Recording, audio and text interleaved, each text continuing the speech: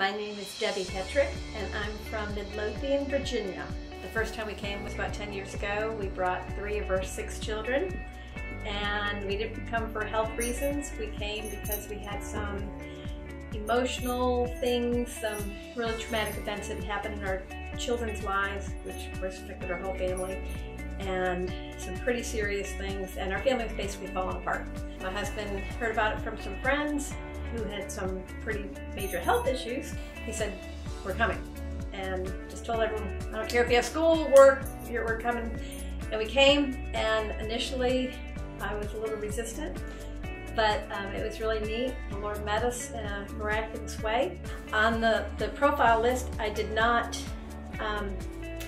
I listed that I'd had thyroid cancer, listed a couple of things, but I didn't list anything about the fact that I was deaf in my left ear due to a mini stroke that I'd had a long time ago. Because I came for my girls. We were there for my girls' healing, for my family, and the whole week went on. We had just, little by little, went from to. And then the last day, on Friday, during the worship time in the morning, we were worshiping, and all of a sudden I could hear in stereo. And I hadn't been hearing out of my left ear for 12 years. And it was a created miracle because it was permanent damage in my left ear. And so the Lord restored the hearing in my left ear, and I hadn't even asked for it. No one laid hands on me, no one did anything. I just thought that was really precious because I hadn't even asked for it. So I just felt like that was just a little way of God saying, "I love you." So that's just one of the many things that the Lord's done through the ministry. But even more important than the physical healing was the restorative work that the Lord's been doing in our family through the years, and it's an ongoing process.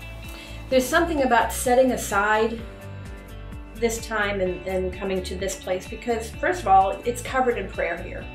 And this is something that we've discovered for us, that because it's covered in prayer, that we feel like it is an anointed place.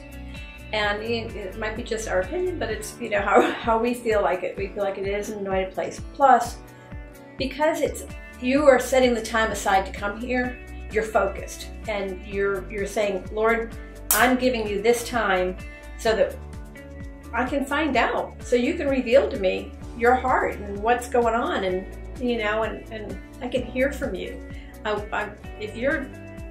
Most of the time people come here when they're pretty desperate, and that's how we were. We pretty much hit rock bottom. I mean, one of my children tried to take her life.